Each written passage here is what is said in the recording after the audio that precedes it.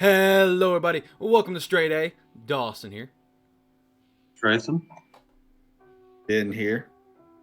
What's up? I'm Greg. Yeah, we have a new guest to this. Finally said something. What do you say, Trayton? Ben finally said something. I know. I was so surprised. We had a guest on, so I didn't feel right just sitting there. Yeah, normally Ben is a silent guy over there and just doesn't do anything. But yeah, we have a new face to the fold. I don't know if this will be the first video that's uploaded that he's in it. I don't know. We'll figure that out later. But Greg's joining the scene, the StraightA here, bringing his ball knowledge to the forefront. You also have your own YouTube channel, don't you, Greg? Yeah, it's kind of dead. Well, we working on it. We working on it. It's gonna get revived. Either way, I'll leave a link in the description. That way, we pay respect to anybody who's doing their own content creation that's on here with us. But before we get started on today's topic, hot takes, of course, as you probably already saw by the title and the thumbnail. Please remember to leave a like and subscribe to the channel if you have not already, and leave your comments down below about what hot takes you agree with, what hot takes you have, and stuff like that. And we'll move forward from there. But either way, we're gonna jump right into things. And are you boys ready for some hot, steamy takes? I got like a whole list here. I got one that is something that's occurred a lot in conversation lately, and I thought long and hard about it, and I think I feel pretty strongly about this. You know how they're always talking about wins not being a QB stat? Like it's, why is it fair to put it on one player?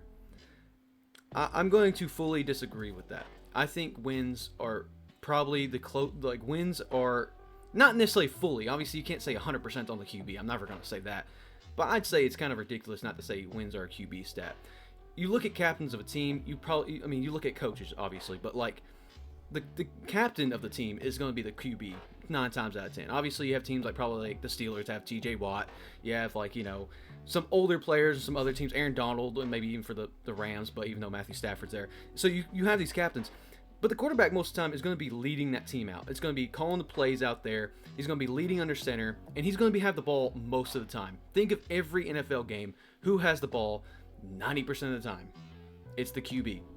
And everybody's going for that ball. Whether you're tossing it to your receiver, giving it to your running back, everybody's going for that ball. Person that's going to be under center with that ball most of the time is a QB.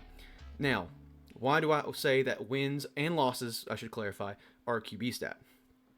Actually, no. I'll stick strictly to wins because I will say my argument leans towards more of them benefiting from it than receiving hate from it. Because I do believe that they still lose games that isn't necessarily to their fault. They lose games more often than win games from not their fault, I should say.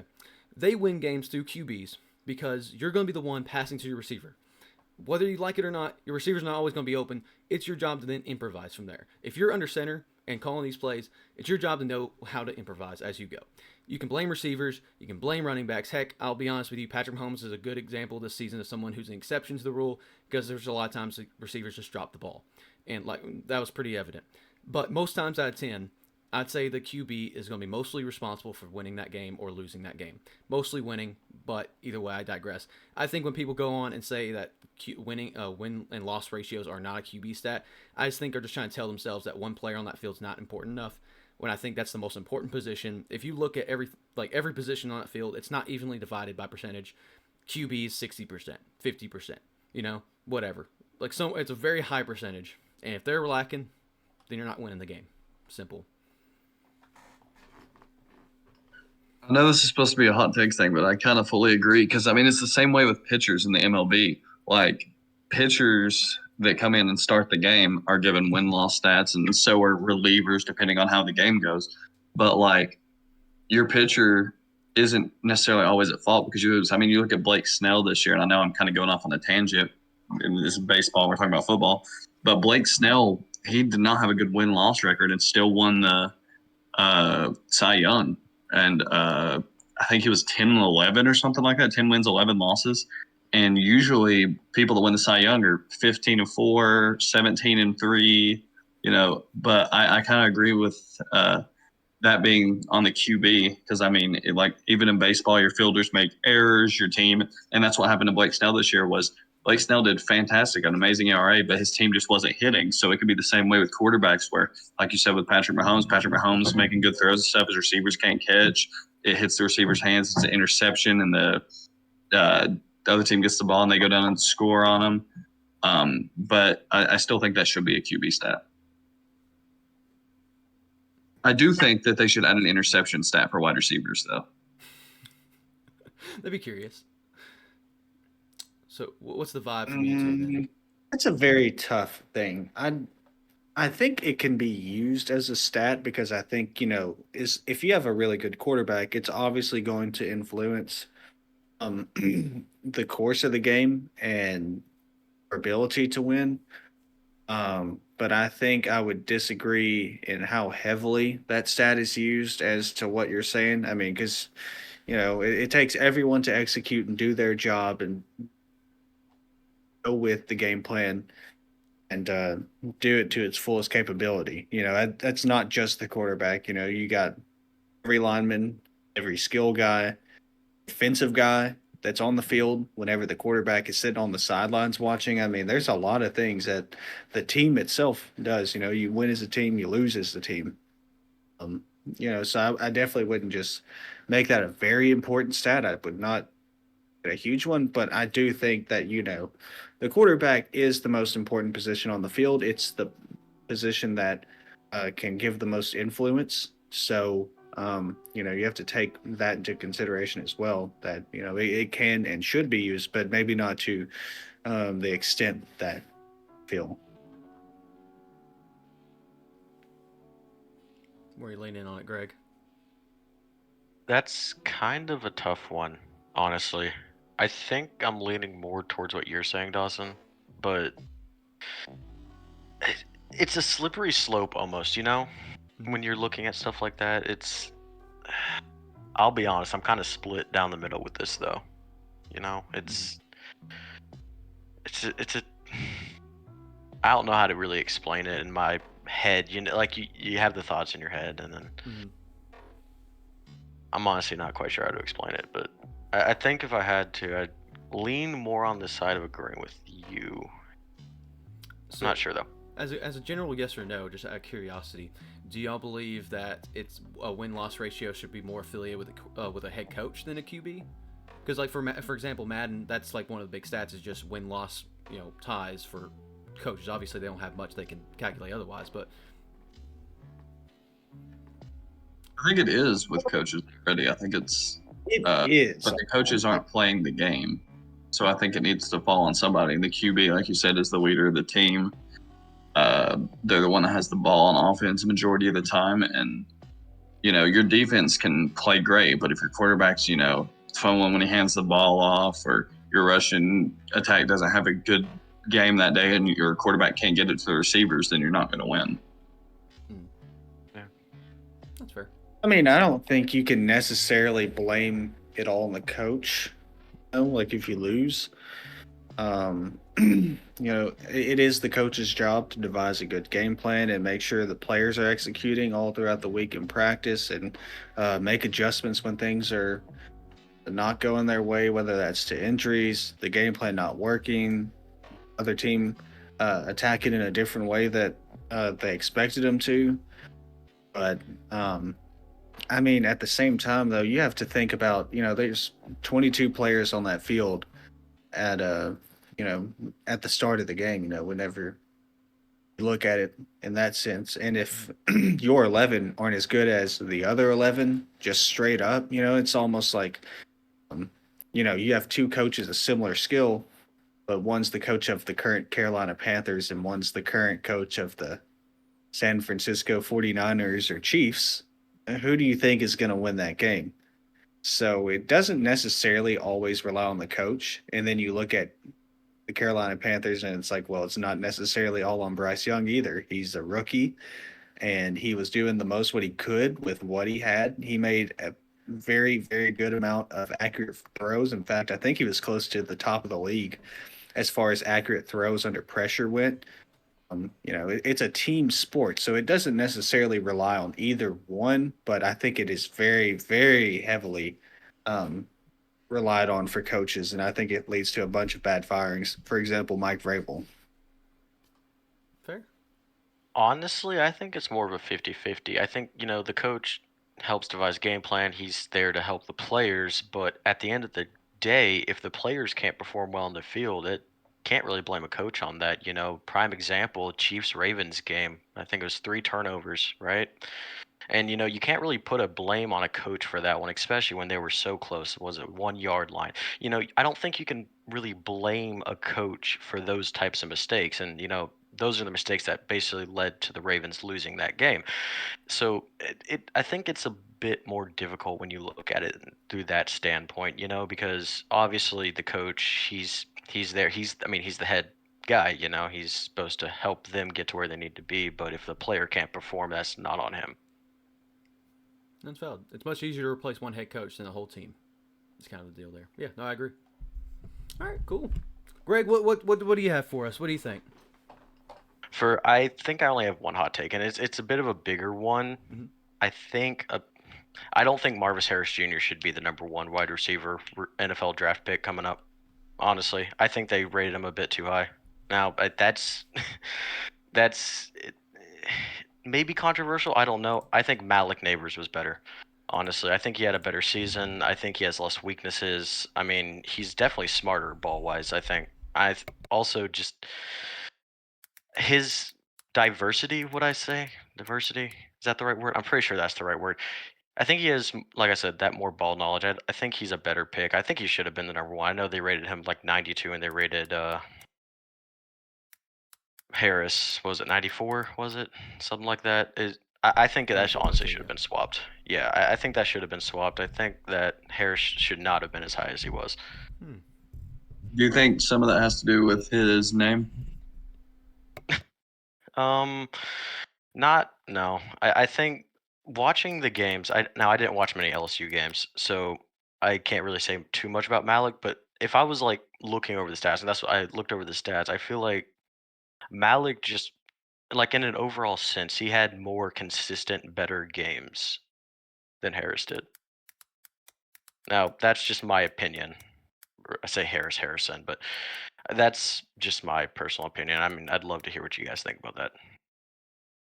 I know Ben and Trathan know more about the college side of things, so they know a little bit more background. From as far as things I see, it just I guess it's hard to see because it's kind of like similar to Caleb Williams in my thoughts there. I don't have necessarily a hot take associated with that one, but how I view it is that so much gets stuffed in my face about these top rated players that I'm forced to see all the good. When with Caleb Williams, for example, I see a lot of bad too, but his was just more glaring for me, just because I thought, why is he being so overhyped when he didn't play? Like I barely follow college football last year, and I didn't see anything from him. Period. I heard about this quarterback, that quarterback, and to a lesser extent, Marvin Harrison Jr. is a similar case here. It's just that I didn't. QB was what I saw when it came to college football, so I can kind of share the sentiment, but I can't really add much insight after that. Yeah. So going back, the reason I ask you if I think it's because of his name is I think that's one of the reasons he's being hyped is because of his dad and how good his dad was in the NFL. Peyton Manning, one of his favorite targets. And I think, having an NFL dad is good in that way, but it can also be bad if he turns out to be, a bust or doesn't produce just, being picked number one or top three, wherever he's going to end up being picked. And so I do think I'm not sure if I would say Malik Neighbors is better. Honestly, if I had to pick a better wide receiver than Marvin Harrison, I would honestly go Roma Dunzi or however you say his last name, Dunzier. That's the fair thing to say, yeah. Yeah, the wide receiver for Washington.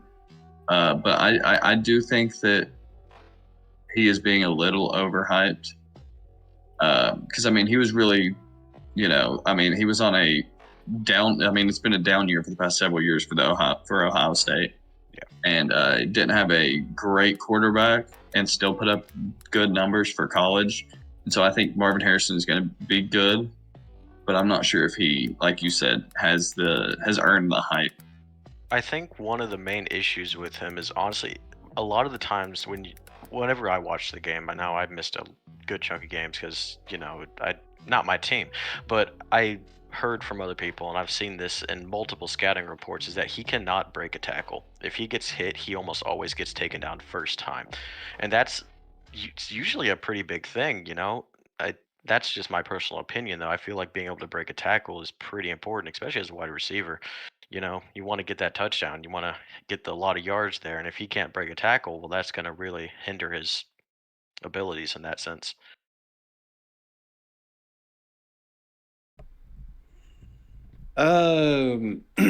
Yeah, no, I don't agree at all. No, I think that this kid has the best hands I've seen since Julio Jones.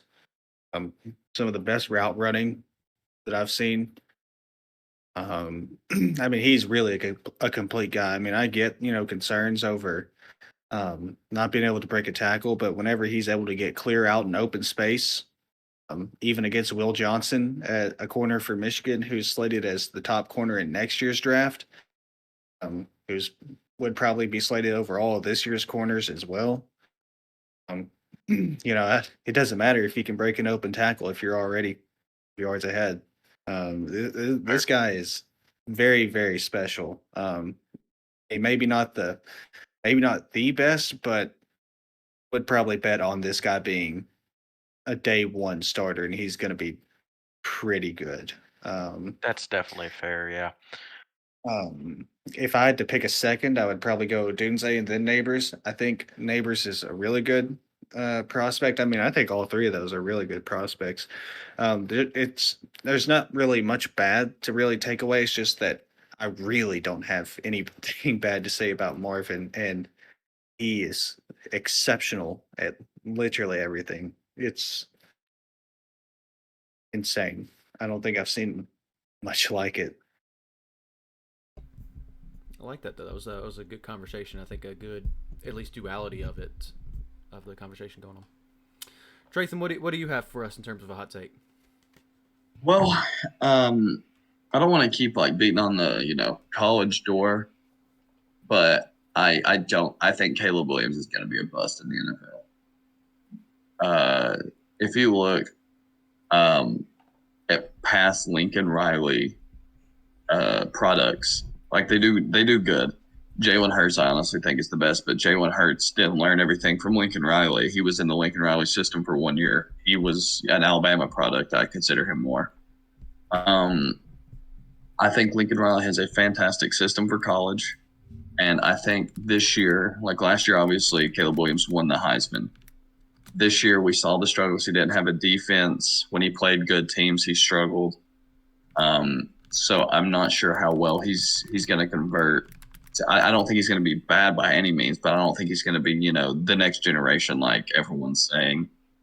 I mean, like, look at Kyler Murray, Baker Mayfield. They're all, mid-level quarterbacks. Now, granted, Baker Mayfield did decent this year.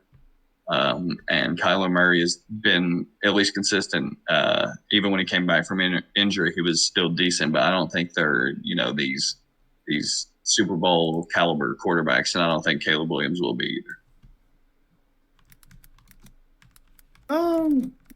If this was a year ago, I honestly probably would have agreed that I thought he might be a bust because of his attitude and character concerns. Now I'm not really so sure. Because like I get maybe like the on-field composure looks a little off, but like even in the press conferences after games, he seems like really laid back, saying things after a loss like, man, yeah, I just kind of want to go lay in my bed with my dog and just watch a movie or something. Like he handles things with a lot more integrity and handles himself with more character this year. I just don't think he has had as good of a team around him as he did last year. I mean, the defense was about the same. I mean, it was atrocious both years. Don't get me wrong, it was atrocious. But I mean, he had more offensive support, I would say, in the previous year. I don't think he'll be a bust, but I will say that I probably agree that like he's not like the next generation or the next Patrick Mahomes or something of that nature. No. Yeah, I actually agree with that for the most part. I mean, honestly, like you said, last year he had a arguably better season, but he had a little bit better of a team. And even though I would say that his team didn't back him as much this last year like this year as last year, he still had a pretty good season. Looking at his stats are similar. I don't think he's gonna be super up there in terms of much of anything right now. I think he's definitely a good player. I don't think he's gonna be as good as a lot of people are saying though. Coming, of course, I know, again, you guys are the college people who actually know how he plays and how he's played with those teams. And just kind of looking at from my standpoint of looking at professional, looking at draft prospects coming in, it always makes me a little wary when a prospect's so built up, as I have seen from Caleb Williams. Like, it's like, I think I hear Andrew Luck, Trevor Lawrence, and now Caleb Williams being the most hyped QBs in prospects history or whatever, and it makes me nervous. Obviously, Andrew Luck, generational, unfortunate end to his career, a good decision for him. And then you have Trevor Lawrence, who we're still trying to figure that out, I guess. I won't say that's a solidified bag or not. And now you have Caleb Williams, and I kind of agree on the more sentiment. I kind of use the word bust kind of loosely, I guess, but so but a round one pick one, you put a lot of stock into. So like they need to be pretty good. I almost kind of look at it like I almost am observing like, is he going to be like a Baker Mayfield level of a round one pick one type deal? Like Baker's good, but he wasn't anything special. Like he's going to be a starting QB, kind of similar to what Ben said. It just kind of worries me the translation to this overhyped prospects. Like Bryce Young was pretty hyped up, even over CJ Stroud, even though there's some underlying like issues with Bryce Young, and even there was underlying issues with CJ Stroud too. But it felt like on paper CJ Stroud was a better prospect, but everybody liked Bryce Young because of how he's performed in college, and it kind of just gives me a little bit wariness with Caleb Williams and why I wouldn't just jump on the bandwagon. Now, if you're round one pick one and get the opportunity to draft him, how could you say no, especially if you get even a chance at somebody who's generational? I mean, even if it's a bust, ends up being a bust, always take the shot. But it almost seems like people like Drake May, who maybe like a couple picks down, may seem like better value, or maybe it just kind of it makes me a little bit wary. But yeah, that's all I can really add to that I like conversation. the comparison to Baker Mayfield there. That was pretty good. I can definitely see where you're coming from when you say that. Mm-hmm. Hey, I don't know much, but I know something. All right, Ben, you're up now with your good old hot take. Well, I think I'll bring it back to the NFL a little bit more here, and um, I'll go with my hot take of Bill Belichick will not get hired to a head coaching position this offseason. What jobs are even left? Seahawks is hired today. Washington and Seahawks. Seahawks is hired. Eagles are considering him for a coordinator position right now, I think. I don't think Belichick would go down to a coordinator. I don't think he's down for it.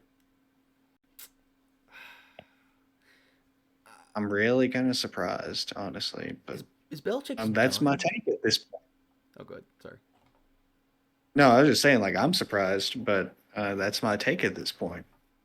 I mean, he's had such an old coaching style. Like, it's so not outdated. I don't want to say it's outdated because obviously it worked just a few years ago.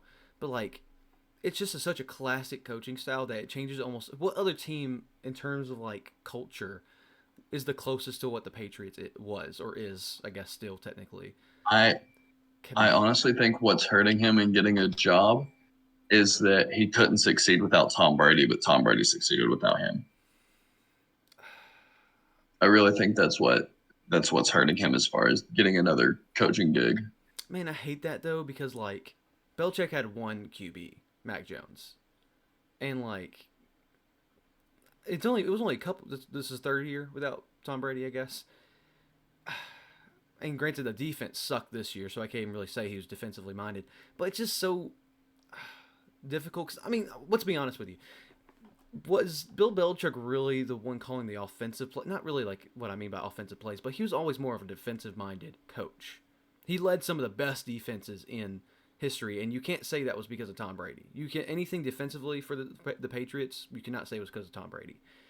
Obviously, it helped that Tom Brady was on the offense and helped lead a great offense. And I don't know how much that really comes down to coordinators, how much that came down to Belichick, how much that come to Brady. Offensively, I can't deny it. Maybe it was Brady. But like when you have the Patriots have a historically good defense. Like I always think of the Broncos having a very good overall defense as a franchise. Patriots outshine that. If you look at the early 2000s, even 2010s, their defense was locked down. And it just helped Tom Brady, and Tom Brady was just consistently good. It wasn't like he was like flashy like Patrick Mahomes. He was just consistently good at leading a field. And so I kind of hate saying that Bill Belichick couldn't succeed without Tom Brady, just because I don't think Bill Belichick had a real shot, I guess. Well, Tom Brady, I feel like, went to a Buccaneers team ready to win. I agree with that.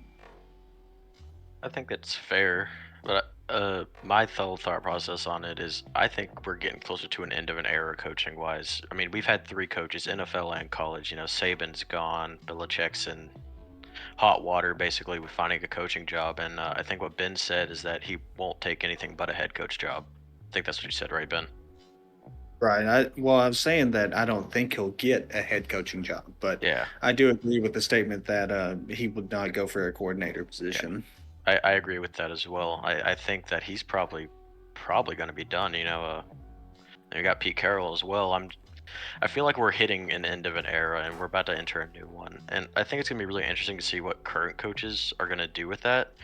And I mean, I love Bill Belichick. He was definitely a good coach. And bringing it back to what you said, Dawson, back in Tom Brady era time when he was with the Patriots, it definitely wasn't just Tom Brady. Bill Belichick was definitely a really good coach, but I think as time moves on, he's not who he used to be. Fully agree.